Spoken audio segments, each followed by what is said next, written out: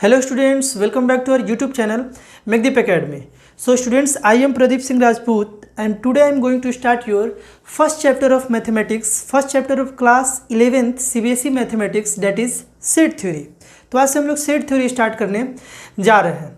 अगर तुम में से भी कोई बच्चा फेल पास के चक्कर में अभी भी पड़े हो तो डिस्क्रिप्शन में लिंक है, वहाँ जाकर के वीडियो को देखो और टेंशन फ्री रहो। इस बार कोई बच्चा फेल नहीं होने जा रहा है, सभी बच्चे पास होंगे। तुमको अब करना बस ये है कि टेंशन फ्री होकर के अपने फर्दर गोल, तुम्हारा जो फ्यूचर करियर है, जो भी तुम स्ट्रीम लेने वाले हो, उसमें अब पूरे तरीके से तुम्हें लगना है। जो भी 9th-10th में गलती हुआ उससे ऊपर बढ़ो, ऊपर उठो और क्या करो कि अपना जो है गोल, उस पर टोटल फोकस लगाओ। टोटल फोकस अपने गोल पर लगाओ, फ्यूचर गोल क्या है उस पर लगाओ। तो इसीलिए आज से हम लोग स्टार्ट करने जा रहे हैं सेट थ्योरी। तो चलो स्टार्ट करते हैं। हर बार की तरह जिस तरीके से हम हर चैप्टर पढ़ाते हैं उसी तरीके से सेट थ्योरी को भी बहुत बेसिक से हम लोग स्टार्ट करेंगे, बिल्कुल बेसिक से, और इसको धीरे धीरे कर कर हम लोग हाई लेवल तक लेकर के जाएंगे। तो हम बेसिक से एक एक स्टेप हम लोग आगे बढ़ते चलेंगे और एक एक कॉन्सेप्ट बड़ा बारीकी से हम लोग समझते चलेंगे। तो चलो स्टार्ट करते हैं। सेट के डेफिनेशन को हम लोग समझेंगे, लेकिन उससे पहले इसका हम लोग इम्पोर्टेंस समझ लेते हैं कि सेट हम लोग क्यों पढ़ते हैं। देखो, बड़ा सिंपल है कि ये जो तुम्हारा सेट चैप्टर है वो क्लास 11th और 12th के लगभग हर एक चैप्टर में इसका यूज है। खासतौर से बात किया जाए तो जो तुम्हारा कैलकुलस है, जो 12th क्लास का 50% सिलेबस है, उसमें इसका कहीं ना कहीं यूज है। कैलकुलस तो तुम्हारा क्लास 11th में ही स्टार्ट हो जाएगा, लेकिन क्लास 12th में 50% कैलकुलस कवर करता है, उसमें सेट का यूज है। सीक्वेंस एंड सीरीज जो तुम पढ़े थे क्लास 10th में, एपी पढ़े थे, यहाँ एपी, एचपी और GP, geometric progression, harmonic progression, ये दोनों चैप्टर नया आएगा, इसमें भी सेट का यूज है। ट्रिग्नोमेट्री में सेट का यूज है। सेट के बाद जस्ट तुम चैप्टर पढ़ोगे रिलेशन फंक्शन, उसमें तो बहुत यूज है, मतलब कि बोला जाए तो बड़ा इंपॉर्टेंट चैप्टर है ये। तो इसको हम लोग ध्यान से समझेंगे। देखो, इस सेट चैप्टर को दो मैथमेटिशियन मिलके इसको फॉर्मुलेट किए थे, बनाए थे। वो थे जॉर्ज कैंटर और जॉर्ज बुली। ये दो मैथमेटिशियन मिलके इसको बनाए थे। तो कोई भी मैथमेटिशियन किसी भी चैप्टर को फॉर्मुलेट करते हैं मैथ्स के नीड के अनुसार, मैथ्स का जो ज़रूरत है उसके अनुसार। एक नया चैप्टर अगर बनता है तो उसका एक अपना फंडामेंटल्स कुछ बनता है, अपना कुछ रूल्स बनता है। उसी तरीके से सेट्स का भी कुछ रूल है जिसे हम लोग बारीकी से समझेंगे। जैसे ही बारीकी से कुछ इत्तू सा, बिल्कुल थोड़ा सा अगर हम लोग रूल को समझ लेंगे तो उसके बाद इजी हो जाएगा ये भी चैप्टर, और बहुत इजी चैप्टर है भी ये। इसे समझ लेंगे तो बाकी जो हमारा चैप्टर्स है उसमें काफ़ी मदद मिलने वाला है। तो एकदम आराम से, एकदम बारीकी से सेट को हम लोग समझेंगे। बस हमको चाहिए क्या तुमसे? तुम्हारा फोकस चाहिए। तो ध्यान से देखो, सेट का जो डेफिनेशन है, सेट का डेफिनेशन तुमको दिख रहा होगा। A set is a well defined collection of distinct object. मतलब क्या है कि एक कलेक्शन, एक ग्रुपिंग अलग अलग ऑब्जेक्ट का अगर वेल डिफाइंड तरीके से अगर बना ले हम लोग तो उसको हम लोग सेट बोलेंगे। फॉर एग्जांपल, जैसे अगर हम तुमसे बोले कि एक ऐसा सेट बनाओ नेचुरल नंबर्स का जो 6 से कम हो, मतलब कि एक ग्रुपिंग बनाओ, एक कलेक्शन बनाओ वो सारे नेचुरल नंबर का जो 6 से कम हो, तो तुम क्या बनाओगे? 1 है, 2 है, 3 है, 4 है और 5 है। ये जो नेचुरल नंबर का हम लोग ग्रुपिंग किए, कलेक्शन बनाए, ये 6 से कम है। क्लियरली दिख रहा है कि ये 6 से कम है। ये सारा नेचुरल नंबर जो है वो 6 से कम है। तो ये हुआ एक वेल डिफाइंड ग्रुपिंग जो हुआ, ये जो कलेक्शन हुआ, ये वेल डिफाइंड कलेक्शन हुआ। सिंपल है। या तुमसे हम पूछे कि वो सारे इवन नंबर का कलेक्शन बनाओ जो 11 से कम हो, तो ये भी वेल डिफाइंड है। हम लोग इजीली इसको बना पाएंगे। 2, 4, 6, 8, 10, ये जो इवन नंबर का ग्रुपिंग है, ये जो हम लोग कलेक्शन बनाया वो 11 से कम हुआ। बात क्लियर होगा? बात क्लियर होना भी चाहिए। देखो, बड़ा सिंपल है। सिंपल ये है कि जिसको हम लोग वेल डिफाइंड, मतलब अच्छे से डिफाइंड है, ये नहीं हो कि पर्सन टू पर्सन वेरी करे। मतलब कोई दूसरा पप्पू है बोले कि नहीं इसमें 12 भी आएगा, 14 भी आएगा, आ ही नहीं सकता है। ये फुल्ली वेल डिफाइंड है कि 11 से कम ही हमको रखना था। इसमें भी कोई दूसरा आदमी आए और ऐसा ना हो कि वो बोले कि 6 से कम नेचुरल नंबर के कैटेगरी में 9 भी आ सकता है, कोई दूसरा वो बोले 11 भी आ सकता है, ऐसा तो नहीं है। एकदम वेल डिफाइंड है कि यही ऑब्जेक्ट होगा तो होगा, इसके अलावा और कोई नहीं होगा, और ये ज़रूर होगा, ये पांचों का पांचों ज़रूर होगा। इस टाइप के कलेक्शन को हम लोग वेल डिफाइंड बोलते हैं। तो ये जो डेफिनेशन है इसमें वेल डिफाइंड का जो मतलब है ना, इसको हमें अच्छे से समझना होगा, तब हम लोग ये डिफ्रेंशिएट कर पाएंगे कि कौन सेट है और कौन सेट नहीं है। फॉर एग्ज़ाम्पल, अगर हम तुमसे पूछे कि एक कलेक्शन बनाओ all difficult questions in mathematics का, मैथमेटिक्स में जितने भी डिफ़िकल्ट क्वेश्चन है उसका एक सेट बनाओ, तो क्या इसका सेट बन पाएगा? क्या ये वेल डिफाइंड है? क्या ये वेल डिफाइंड है कि कौन क्वेश्चन डिफ़िकल्ट है और कौन इजी है? हो सकता है जो तुम्हारे लिए डिफ़िकल्ट हो वो किसी और के लिए इजी हो, या तुम्हारे लिए जो इजी हो किसी और के लिए डिफ़िकल्ट हो, ये भी हो सकता है। तो ये एक वेल डिफाइंड स्ट्रक्चर नहीं हुआ। या तुमसे पूछा जाए कि तुम्हारे क्लास में जितनी भी ब्यूटीफुल गर्ल्स है उसका एक सेट बनाओ, ये भी वेल डिफाइंड नहीं हुआ। हो सकता है किसी की नज़र में कोई लड़की ब्यूटीफुल हो, किसी की नज़र में नहीं हो, किसी की नज़र में एवरेज हो, किसी की नज़र में एकदम बदसूरत हो सकता है।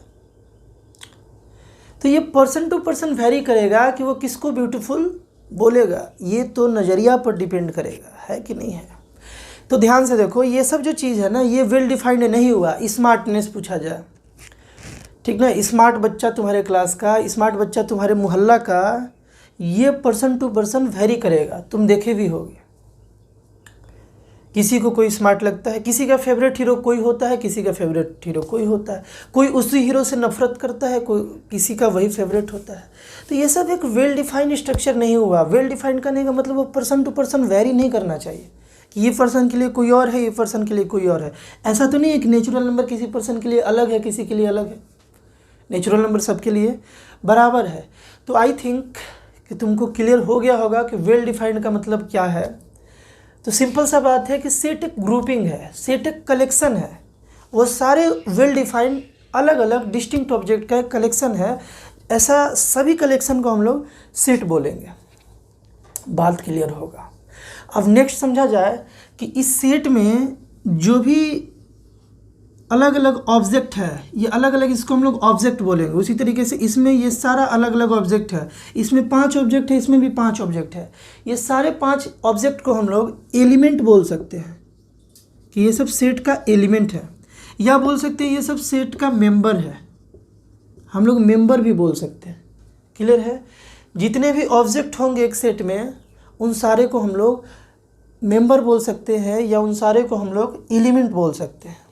क्लियर है बात? सेकंड बात भी क्लियर होगा। और अब थर्ड बात पे आते हैं। थर्ड बात ये है कि किसी सेट में जो ऑब्जेक्ट है इसका ऑर्डर मैटर नहीं करता है कि ये किस ऑर्डर में है। फॉर एग्जांपल 1 2 3 4 5 है, इसको हम लोग ऐसे भी लिख सकते हैं 2 3 4 5 1, या हम लोग लिख सकते हैं 4 3 2 5 1। ये सेट बोल लो, या ये सेट बोल लो, या ये सेट बोल लो, ये सारा एक ही सेट है। ये सारा का सारा एक ही सेट है। बात क्लियर है? ये सारा का सारा एक ही सेट है। यानी कि एक सेट में इंक्रीजिंग ऑर्डर में रहे, डिक्रीजिंग ऑर्डर में रहे, या इधर उधर रहे, कैसे भी रहे, ठीक है, ऑर्डर मैटर नहीं करता है। किसी भी सेट में ऑर्डर मैटर नहीं करता है कि उसका एलिमेंट जो है वो किस ऑर्डर में है, ये मैटर नहीं करता। चलो, ये 3 बात तुमको क्लियर होगा सेट के बारे में। सेट का कुछ बेसिक फंडामेंटल्स है, उसे बस जान लेना है। उसके बाद कुछ सिंबल्स के बारे में जान लेना है। उसके बाद अगले वीडियो पार्ट में हम लोग पढ़ेंगे टाइप्स ऑफ सेट। क्लियर है? चलो नेक्स्ट हम लोग एक और बात समझ लेते हैं। 3 बात हम लोग समझे। क्या क्या समझे? कि सेट है क्या, उसके बाद एलिमेंट मेंबर किसको बोलेंगे, और उसके बाद हम लोग समझे कि एलिमेंट का कोई फिक्स्ड ऑर्डर नहीं होता है। एलिमेंट का ऑर्डर यहाँ पर मैटर नहीं करता है। सेट में किसी भी ऑर्डर में रहे, बस वो एलिमेंट होना चाहिए।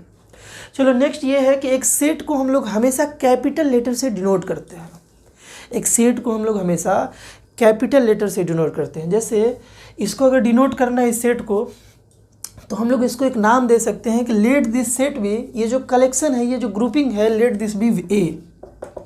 तो कैपिटल लेटर, किसी भी लेटर का हम लोग यूज कर सकते हैं किसी भी सेट को डिनोट करने के लिए। लाइक यहाँ पर ये जो सेट है, बोल सकते हैं कि let this set be B, let this set be C, this be D, मतलब कि एक सेट को अगर हमको कभी डिनोट करना होगा तो हमेशा हम लोग कैपिटल लेटर का यूज करेंगे। ये बेसिक फंडामेंटल है, तुम्हें जानना चाहिए, तुम्हें जानना चाहिए।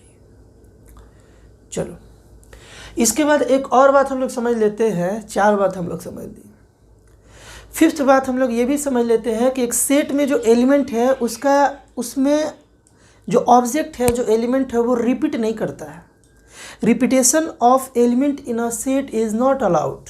लाइक जैसे अगर हम बोले 1 1 2 3 4, क्या ये एक सेट है? बिल्कुल सेट तो है, सेट है। अगर वेल डिफाइंड कलेक्शन है तो वो सेट है। बट ये जो रिपीट कर रहा है ना, इसको रिपीट नहीं करने देंगे हम लोग, केवल ऐसे लिखेंगे, जो ये सेट है वही ये सेट है। अगर तुमसे पूछे कि सेट में कितना एलिमेंट है तो तुम 5 नहीं बताओगे, तुम 4 ही बताओगे। क्यों बताओगे 4 भाई? क्योंकि ये जो एलिमेंट है वो रिपीट कर रहा है।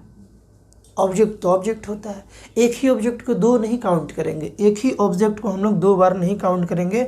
ऐसे लिखा भी हुआ है तो इसका मतलब हम लोग ये समझेंगे, बिकॉज क्या रूल है, repetition of member in a set is not allowed. ठीक है, तो अगर यहाँ तक तुम समझ लिए हो तो मैं एक तुमसे क्वेश्चन करना चाहूँगा। मैं तुमसे एक क्वेश्चन पूछूंगा और वो क्वेश्चन ये है,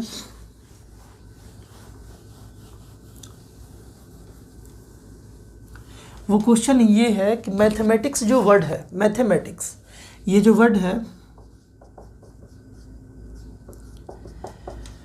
मैथमेटिक्स, इसमें सारे लेटर्स का तुमको सेट बनाना है कि मैथमेटिक्स वर्ड में जितने लेटर हैं उनका एक सेट बनाना है। तो तुम कैसे बनाओगे? देखो सिंपल बात है, तुम लिखोगे M A T H E, फिर देखो एम आ रहा है। एम हमें 2 बार लिखना नहीं है, रिपीटेशन नॉट अलाउड, हमको 2 बार नहीं लिखना है। फिर ए भी हम लोग लिख चुके हैं, ये भी 2 बार नहीं लिखना है। और टी भी हम लोग लिख चुके हैं, ये भी नहीं लिखना है। इसके बाद आई नहीं लिखे हैं, सी नहीं लिखे और एस नहीं लिखे हुए। तो ये हमारा एक कलेक्शन बना, एक ग्रुपिंग बना, वो सारे लेटर्स का, जिससे मिलके हमारा जो मैथमेटिक्स है, हमारा जो मैथमेटिक्स है वो बना हुआ है। बात क्लियर है? बात क्लियर होना भी चाहिए। देखो यहाँ तक क्लियर होने के बाद देखो इसमें हम लोग को रिपीटेशन नहीं करना है, बस लेटर्स का रिपीटेशन नहीं करना है। जितने भी लेटर है इन्हीं से मिलकर के बना हुआ है। हो सकता है इसमें कोई लेटर रिपीट भी कर जाए, बट जब हम लोग सेट बनाएंगे तो उसमें हम लोग एलिमेंट को, मेंबर को हम लोग रिपीट नहीं करेंगे। बात क्लियर होगा? अब हम तुमसे कुछ क्वेश्चंस पूछते हैं। देखो बड़ा बेसिक क्वेश्चन है कि तुम थोड़ा सा आइडिया लगाओ कि क्या ये सेट होगा कि नहीं होगा। All the students of your class, इसका सेट होगा कि नहीं होगा? सोचो थोड़ा कि जितने भी तुम्हारे क्लास में स्टूडेंट्स हैं उसका एक सेट बनाया जा सकता है कि नहीं बनाया जा सकता? बिल्कुल बनाया जा सकता है, क्योंकि तुम्हारे क्लास में कितने स्टूडेंट्स हैं ये वेल डिफाइंड होता है। ऐसा नहीं है ना कि बीच बीच में स्टूडेंट आते हैं जाते हैं।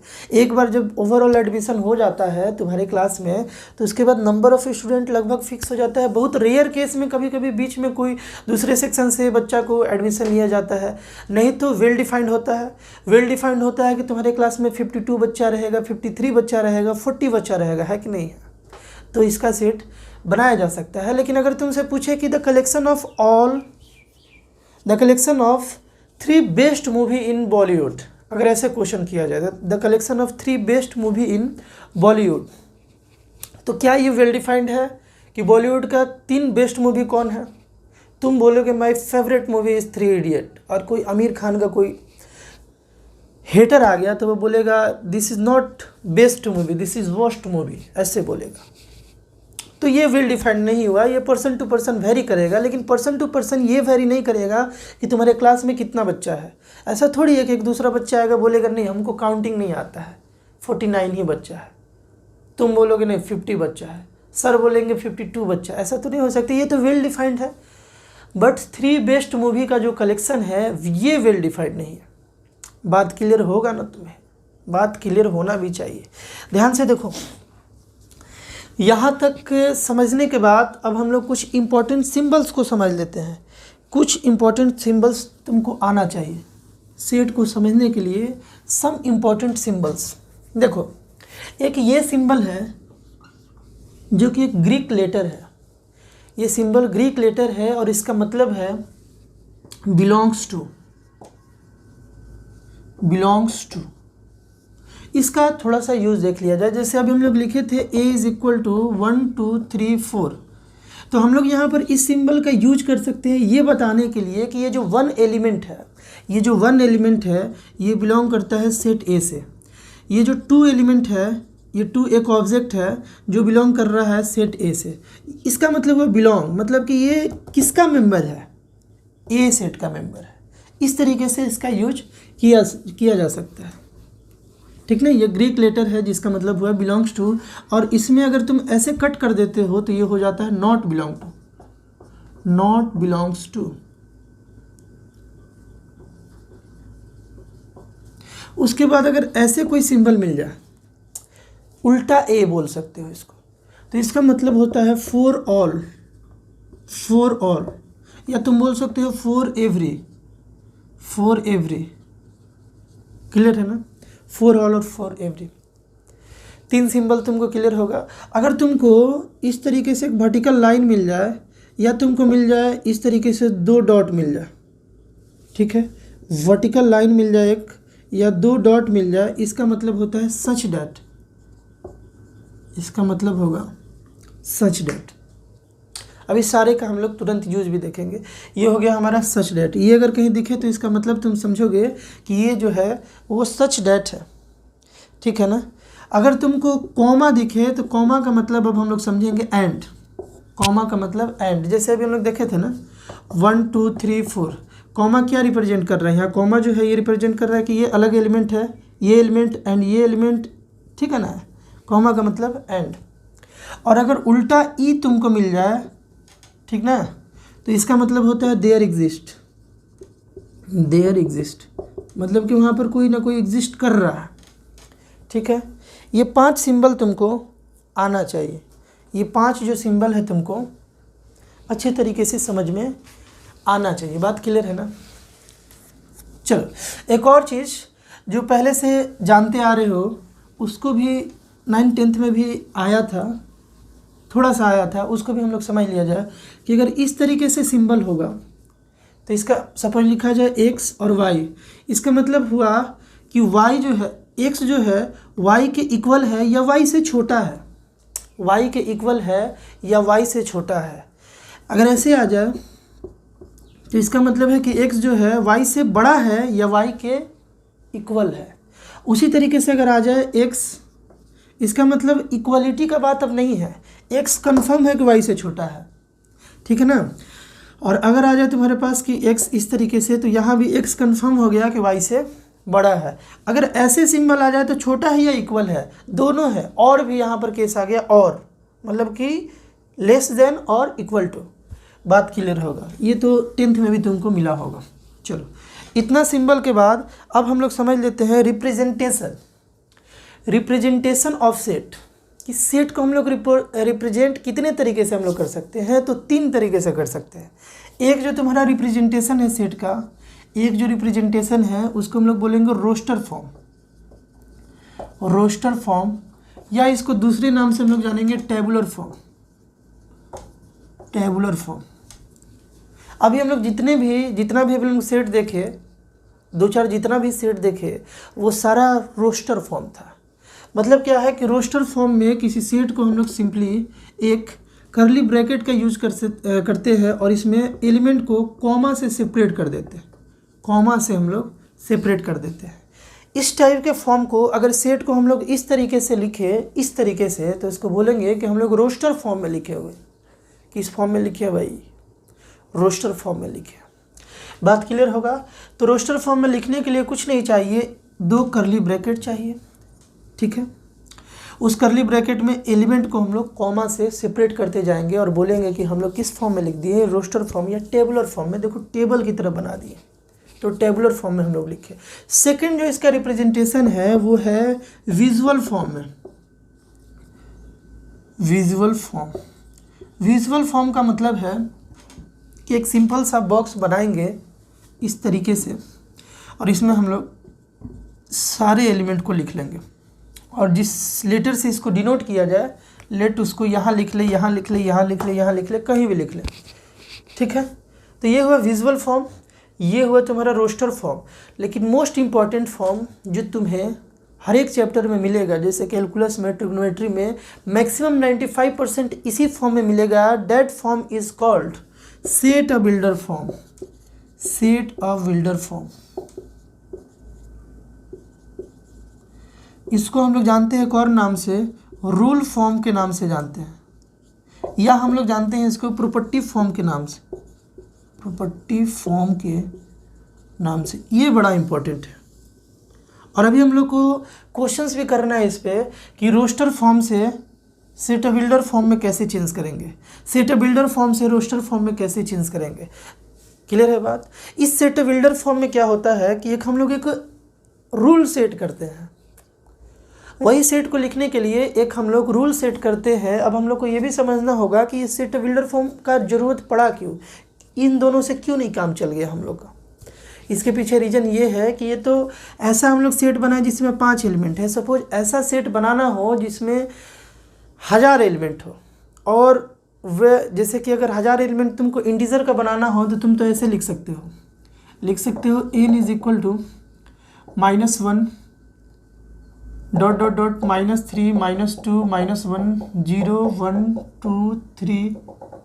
तो ये डॉट डॉट तुमको रिप्रेजेंट कर दिया, ये डॉट डॉट जो है ये रिप्रेजेंट कर दिया कि इसमें करोड़ों इंटीजर, अरबों इंटीजर है। ये तो चलेगा, ये तो रोस्टर फॉर्म में भी हम लोग लिख सकते थे। लेकिन मान लो कुछ इस तरीके का डेटा मिल गया हम लोगों को, जैसे कि किसी कंपनी में या किसी स्कूल में अगर हम लोगों को कलेक्शन बनाना है 1000 बच्चों का, 1000 बच्चों का, तो वो 1000 बच्चा पहले से इंटीजर तो है नहीं बच्चा कि इस तरीके से डॉट डॉट डॉट डॉट कर देंगे तो पप्पू है तो पप्पू पप्पू पप्पू, ठीक ना, ऐसा तो नहीं होगा। अगर लीलावती है तो इधर से लीलावती लीलावती लीलावती, ऐसा तो नहीं होगा, डॉट डॉट लगा सकते हैं, ठीक ना। तो 1000 बच्चा का अगर हम लोग नाम लिखने लगे तो बताओ वो सेट जो है कॉमा दे देकर पप्पू, राहुल, सोहन, मोहन सब करने लगे तो क्या होगा भाई, पूरा का पूरा पेज भर जाएगा। तो इसलिए क्या किया गया कि एक दूसरा फॉर्म लाया गया रिप्रेजेंट करने का, that is set a builder form. इस फॉर्म में हम लोग क्या कर सकते हैं कि ईजिली कम डिस्टेंस में एक फार्मूला सेट करके एक प्रॉपर्टी बना के हम लोग ईजिली बता सकते हैं। जैसे अगर इसी चीज़ को सेट अ बिल्डर फॉर्म में लिखना हो तो हम लोग इसको लिखेंगे, देखो यहाँ हम बता रहे इसी को सेट अ बिल्डर फॉर्म में अगर लिखना हो तो हम लोग लिखेंगे a is equal to x such that x belongs to natural number. x element है सच दैट, अभी देखे थे ये वाला symbol, this is such that x belongs to n and n is less than equal to, sorry less than 6, equal to का बात नहीं है, लेस देन 6। मतलब क्या है कि x एक एलिमेंट है, मतलब कि x इसमें का एलिमेंट है जो कि बिलोंग करता है नेचुरल नंबर के फैमिली से। किसके फैमिली से बिलोंग करेगा, नेचुरल नंबर के फैमिली से। और यहाँ पर जो n है वो 6 से कम है, तो हम लोग इसका मतलब समझेंगे 1 है, 2 है, 3 है, 4 है और 5 है। बात क्लियर होगा। जैसे एक और एग्जांपल लिया जाए, अगर हम लोग ध्यान से देखोगे, अगर तुम ध्यान से देखोगे तो तुमको जो है मैथ्स का मैं माहिर आदमी बना दूंगा। माहिर इन द सेंस, समझते रहो माहिर को किसको बोलेंगे। ध्यान से देखो, अगर सपोज सेट रोस्टर फॉर्म में हमारे पास है 2 4 6 8 10 और इसको हमको चेंज करना है, ये एक ए सेट था, इसको हमको चेंज करना है सेट अ बिल्डर फॉर्म में। तो सिंपली क्या करना होगा, एक रूल बनाना होगा। एक रूल बनाएंगे कैसे, लिखेंगे a is equal to x such that x belongs to 2n। x जो है ये 2n से बिलोंग करता है, वेयर n जो है ये लेस देन होगा, किससे n लेस देन होगा, 6 से। n जो होगा ये 6 से लेस देन होगा। या तुम ऐसे बोल सकते हो 5 से लेस देन और इक्वल टू है, ये भी बोल सकते हो। क्यों, क्योंकि इक्वल टू का मतलब 5। अब यहाँ पर x इक्वल टू का मतलब 5 नहीं भाई, ध्यान से देखो, x belongs to 2n, x belongs to 2n कहने का मतलब ये है कि यहाँ पर हम लोग n का वैल्यू पुट करते जाएंगे, लेकिन पुट कैसा वैल्यू करेंगे, 5 या 5 से कम, और वो भी नेचुरल नंबर, क्योंकि n किसको डिनोट, अभी हम लोग देखेंगे कुछ स्पेशल सिंबल्स भी है, डिनोटेशन का कुछ स्पेशल सिंबल्स भी है, अभी हम लोग तुरंत देखेंगे। जो कैपिटल एन है ये एक स्पेशल टाइप के सिंबल के लिए, एक स्पेशल टाइप के सेट के लिए अलॉट है, and that is natural number set, ठीक ना।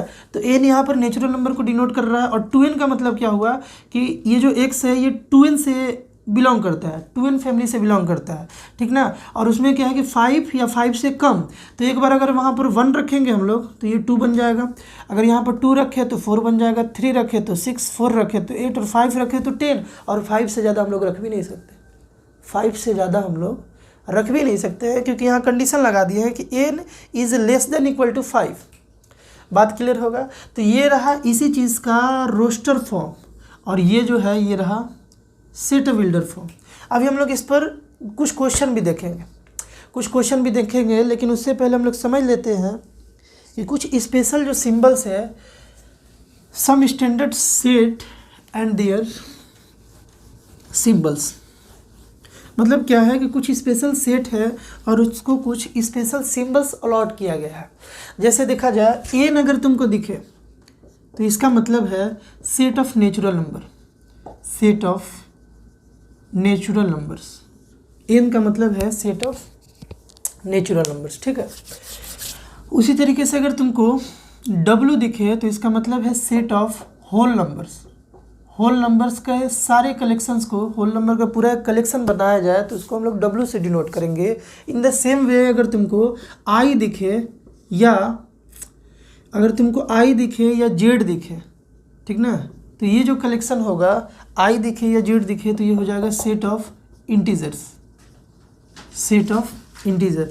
अगर तुमको जेड प्लस दिखे तो इसका मतलब होगा set of positive integer. I plus भी दिखे तो तुम उसको बोलोगे कि जो है ये सेट ऑफ पॉजिटिव इंटीजर है, पॉजिटिव इंटीजर। आई माइनस या जेड माइनस दिखे तो बोलोगे सेट ऑफ निगेटिव इंटीजर है, निगेटिव इंटीजर। मतलब कि कुछ सिंबल स्पेशल है जो स्पेशल टाइप के सेट के लिए अलॉट किया गया है। बात क्लियर है। अब देखो अगर क्यू दिखे, ठीक ना, तो set of all rational numbers. Q plus दिखे तो set of positive rational number, Q minus दिखे तो set of negative rational number. उसी तरीके से अगर तुमको आर दिखे तो set of real numbers, set of real number. अगर आर दिखे तो, आर प्लस दिखे तो बता सकते हो कि set of positive real numbers, R minus दिखे तो set of negative real number. अब थोड़ा सा आईक्यू का यूज़ करो। इरेशनल नंबर भी था एक, इरेशनल नंबर को अगर रिप्रेजेंट करना हो तो उसके लिए कोई स्पेशल सिंबल नहीं है, लेकिन अगर हमें दिख जाए आर माइनस क्यू, मतलब क्या है कि रियल नंबर में से सारे रेशनल नंबर को माइनस कर दिया गया तो क्या बचेगा, set of all irrational number. बात क्लियर है। आर माइनस क्यू का क्या है कि आर जो है ये सेट था सारे रियल नंबर्स का, और ये जो क्यू था ये सेट था सारे रेशनल नंबर का। तो सारे रियल नंबर में से अगर सारे रेशनल नंबर को अगर तुम माइनस कर लोगे, ठीक है, तो वैसे केस में जो हमें मिलेगा set that is irrational number. तो ये कुछ स्पेशल लेटर्स है जिसको ये सब सेट जो है ना रिजर्व कर लिया है, रिजर्वेशन करवाया है कुछ पैसा देके, पैसा दिया है और बोला है कि जब हम नेचुरल नंबर जब आएंगे तो तुम एन को हम ले जाएंगे, एन का बुकिंग रहेगा। बात क्लियर है। चलो यहाँ तक अगर बात क्लियर है तो बस दो क्वेश्चन हम लोग देख लेते हैं, दो, कि कैसे हम लोग सेट बिल्डर से रोस्टर में चेंज कर लेंगे और रोस्टर से फिर हम लोग सेट बिल्डर में चेंज कर लेंगे। उसके बाद क्वेश्चन तो होता ही रहेगा। अभी तो स्टार्ट हुआ है सफ़र, अभी सफ़र जारी रहेगा और भन्नाट तरीके से जारी रहेगा। लेकिन अभी फ़िलहाल दो क्वेश्चन देख लेते हैं। सपोज हमको एक सेट लिखा हो इस तरीके से कि a is equal to x such that x belongs to z and x less than equal to x square less than equal to 25। ये एक हम लोगों के पास सेट है, ठीक है, किस फॉर्म में है। तुम बोलोगे सेट बिल्डर फॉर्म में है और इसको हमको कन्वर्ट करना था रोस्टर फॉर्म में, तो कैसे करेंगे? देखो बड़ा सिंपल है, इसको ध्यान से देखो सेट को। तो सेट में जो एक्स है, जो ये एक्स एलिमेंट को रिप्रेजेंट करेगा और ये जो सेट है ये इंटीजर वाले फैमिली से बिलोंग कर रहा है। जेड फॉर इंटीजर अभी हम लोग देखे थे। और कैसा इंटीजर कि जो उसका स्क्वायर किया जाए, उस एलिमेंट का स्क्वायर किया जाए तो वो 25 तक आए या 25 से कम आए, 25 तक आए या 25 से कम आए। तो ध्यान से देखो ये जो सेट है यहाँ बनेगा -5, -4, -3, क्योंकि -5 का स्क्वायर करो, -5 का स्क्वायर करोगे तो 25 आएगा, -4 का स्क्वायर करोगे तो 16 आएगा, जो कि 25 से बिलो है। ठीक है, 25 से बिलो आना चाहिए या 25 के इक्वल आना चाहिए उसको स्क्वायर करने पे। ठीक है, तो -5, -4, -3, -2, -1, 0, 1, 2, 3, 4, 5। इसके अलावा भी कोई एलिमेंट होगा तो बता दो मुझे। इसके अलावा भी होगा क्या? नहीं होगा, नहीं हो सकता है, क्योंकि अगर 6 इधर लोगे या -6 लोगे तो इसका स्क्वायर करोगे तो आ जाएगा 36, जो इस कंडीशन को क्रॉस कर जाएगा। ठीक है, ये जो कंडीशन है इसको क्रॉस कर जाएगा। बात क्लियर है ना? तो ये हम लोग क्या किए, सेट बिल्डर से चेंज कर दिए रोस्टर फॉर्म में। अब हम लोग करने जा रहे हैं रोस्टर फॉर्म को चेंज सेट बिल्डर फॉर्म में। रोस्टर फॉर्म को हम लोग चेंज करने जा रहे हैं सेट बिल्डर फॉर्म में। तो चलो नेक्स्ट क्वेश्चन है, अगर इस तरीके से सेट रहे, सपोज रहे 1/6, 2/7, 3/8 और 4/9, इस तरीके से एक रोस्टर फॉर्म में हमें दिया हुआ है, रोस्टर फॉर्म में, और इसको हमें चेंज करना है सेट बिल्डर फॉर्म में। तो थोड़ा सा IQ लगाओ अपना, मैं तो बताऊंगा लेकिन थोड़ा सा IQ लगाओ, वीडियो को रोको और थोड़ा सा अपना दिमाग लगाओ, कैसे इसको बनाओगे। देखो बड़ा सिंपल है, ध्यान से देखो। करना क्या होगा कि हम लोग सबसे पहले लिखेंगे x such that x belongs to. देखो यहाँ पर इस पैटर्न को ऑब्जर्व करो, ध्यान से देखो इस पैटर्न को। तो यहाँ 1 है तो यहाँ 5, 6 है, 2 है, इधर भी 1 बढ़ा तो यहाँ पर 1 बढ़ गया, है ना। 3 बढ़ा तो यहाँ भी 1 बढ़ गया, यहाँ भी 1 बढ़ा। 1 देखो 2 से 1 बढ़ा तो यहाँ भी 1 बढ़ा, यहाँ से 1 बढ़ा तो यहाँ भी 1 बढ़ा। यानी एक बात तो क्लियर है, कि ऊपर भी बढ़ रहा है और नीचे भी बढ़ रहा है। अगर हम इसको ऐसे लिखें x बिलोंग्स टू n/n+5, देखो जितना यहाँ है उससे यहाँ 5 है, ठीक ना, मतलब उससे यहाँ उसी में ऐड कर देना है 5, इसी में ऐड कर देना है 5, इसी में ऐड कर देना है 5, इसी में ऐड कर देना है 5। तो ये जो है इसको हम लोग n बोलेंगे, ठीक ना, और इसी n में हम लोग ऐड कर देंगे 5। इस तरीके से हम लोग यहाँ पर क्राइटेरिया बना सकते हैं, बना लेंगे ना। और यहाँ पर कंडीशन क्या है कि ये जो n है वो इंटीजर फैमिली से बिलोंग करेगा। n हमेशा इंटीजर फैमिली से बिलोंग करेगा। इंटीजर क्यों लिखी अभी देखोगे। और एक और कंडीशन डालोगे कि 0 से जो है ये इक्वलिटी और बड़ा होगा, ये n जो है ये 0 से बड़ा होगा। और देखो मैक्सिमम 4 तक गया है, ये 4 तक जाएगा। अब ये हमारा सेट बिल्डर फॉर्म बना।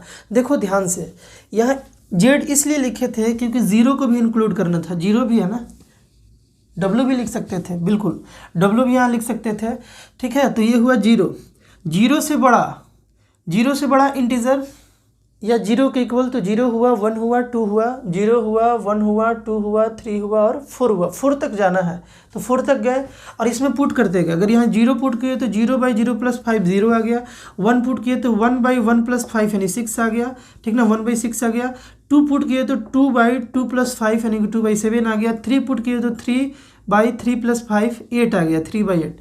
बात क्लियर होगा, बात क्लियर होना भी चाहिए। ध्यान से देखो।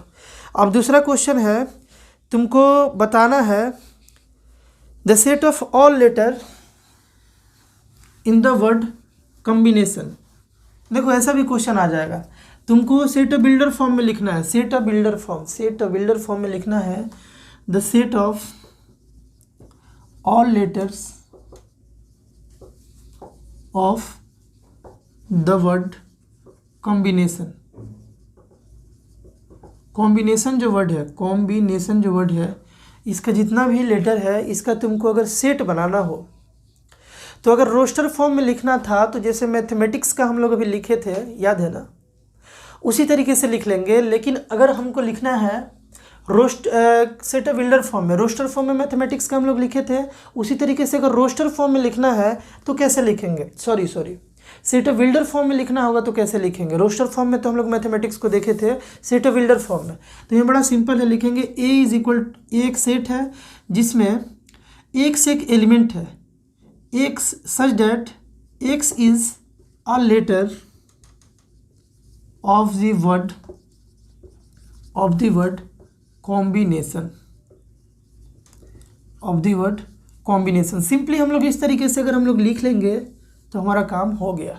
ये हो गया सेट बिल्डर फॉर्म, मतलब कि एक्स एक लेटर है, ठीक ना, एक्स एक एलिमेंट है इस सेट का, इस तरीके से कि एक्स जो है लेटर है, किसका लेटर है, वर्ड कॉम्बिनेशन का। इसी को अगर रोस्टर, ये तो सेट बिल्डर फॉर्म हुआ, रोस्टर फॉर्म में लिखना होता तो क्या करते तुम, लिखते तुम C comma O comma M comma B comma I comma N comma A comma T, ठीक है, आई तो हो गया, फिर आई आ रहा है इसको नहीं लिखेंगे, ओ भी हो गया, फिर ओ आ रहा है नहीं लिखेंगे, और एन भी हो गया, फिर एन आ रहा है नहीं लिखेंगे। तो इतना हमारा इसका कलेक्शन हो गया लेटर्स का, ग्रुपिंग हो गया इसके लेटर्स का, यानी यही सब लेटर्स से तुम्हारा कॉम्बिनेशन बना हुआ है। तो इसको अगर तुमको सेट बिल्डर फॉर्म में लिखना है तो ऐसे लिखेंगे, और रोस्टर फॉर्म में लिखना है तो ऐसे लिखेंगे। आई थिंक क्लियर हुआ होगा। अगर क्लियर तुम्हारा हो गया है तब जाओ और अपने बुक से क्वेश्चंस को करो। अगले वीडियो पार्ट में भी कुछ हम लोग क्वेश्चन ऐसा किया जाएगा जो सेट बिल्डर को रोस्टर में चेंज करेगा और रोस्टर को सेट बिल्डर में चेंज करेगा। और उसके बाद हम लोग पढ़ेंगे टाइप्स ऑफ सेट। बड़ा मज़ा आने वाला है, बड़ा भन्नाट चैप्टर है। तो मिलते हैं हम लोग नेक्स्ट वीडियो में, बाय।